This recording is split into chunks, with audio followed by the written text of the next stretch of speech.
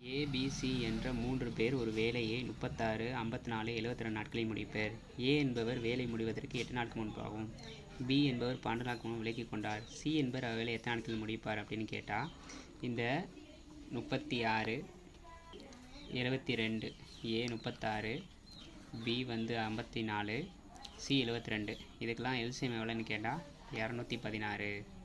இந்த 216 divided by ஏவை போட்டோம்னா ஏ எத்தனை நாளில் முடிப்பார்னு கேட்டால் ஒரு நாளைக்கு எவ்வளோ பண்ணுவார்னு கேட்டால் 6 பண்ணுவார். அவரோட ஸ்கில்லு நம்ம ஆல்ரெடி சொல்லியிருக்கோம். இதை டிவைட் பண்ணால் அவங்க ஒரு நாள் இது வந்துடும். அப்போ 3 பேருக்கும் பார்ப்போம். இது 36 வகுத்தோம்னா 6 கிடைக்கும். 54 வகுத்தோம்னா 4 கிடைக்கும். சிக்கு 216 72 வகுத்தோம்னா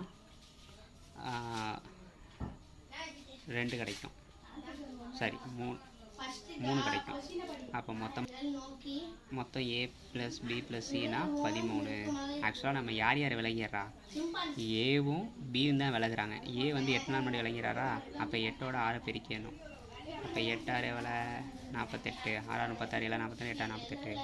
அடுத்து பி விலகிறாரா, பியோட பங்கை பிரிக்கணும். 12 நாங்கள் எவ்வளோ 12 நாங்கள் 48, ரெண்டுத்தையும் கூட்டுங்க 96 வரும்.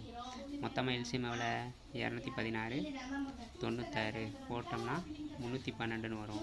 இப்போ 312 வந்துச்சு. இப்போ என்ன பண்ணணும், நேராக போய் சியை வகுத்துடக்கூடாது. இந்த மாதிரி ரிவர்ஸ் சம் இத்தனை நாட்களுக்கு முன்னாக முடிப்பார்னா டெக்னிக்கே வேறு, ஓவராலாக வகுத்தரணும்.